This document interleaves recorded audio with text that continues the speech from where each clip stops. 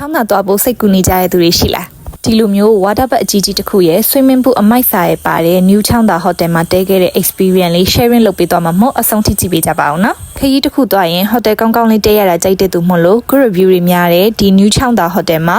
၄မျိုး package ဖြစ်တဲ့ကားကအသွားပြန်အခန်းကမနက်စာ tea time ပါတယ်တယောက်ကို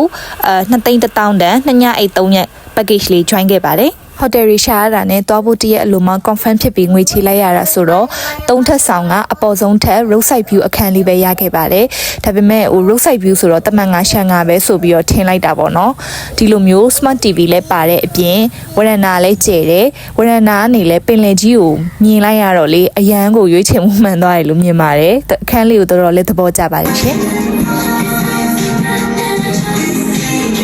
မိဘတွေအတွက်ငွေကုန်ပေါက်ဖြစ်စေမဲ့ game zone လေးထည့်ပေးထားလည်းသဘောကျပါတယ်အပန်းလာဖြေမဲ့မိသားစုတွေအတွက်တော်တော်လေးစဉ်းစားပေးထားရပေါ့နော်ကလေး80တထေတာမွေးတော့ပေါ့ကဲ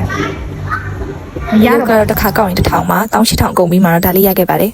ကဲဒါကတော့ရှင်တို့အရင်သိချင်လောက်မဲ့ water park ပေါ့နော်ဆော့စရာအများကြီးပါတာတော့ခလေးတွေပဲအချက်မှာကိုတောင်ခလေးပြန်ဖြစ်ချင်သွားတယ်သူတို့ဟာတွေကိုကြည့်ပြီးတော့ကြည့်အတွက်လည်းဒီလိုမျိုး water slide အကြီးကြီးနှစ်ခုရှိပါတယ်ရေကူးကန်ရှိပေမဲ့လည်းရေမကူးတက်လို့ရေပဲစိတ်နေရလို့ပြင်းနေရတယ်ဆိုတာမျိုးမရှိတော့ဘူးဒီမှာလာဆော့လို့ရတယ်တော်တော်မိုက်တယ်ကဲဒါကတော့ New ချောင်းသာ hotel review part 1မှာဖတ်ထူးကြလို့ရှိရင် breakfast နဲ့ tea time မှာပါရပါမယ်ပြပေးတော့ပါမယ်သိစိတ်သိချင်တာလေးရှင် comment မှာရေးပေးခဲ့ပါအောင်နော် bye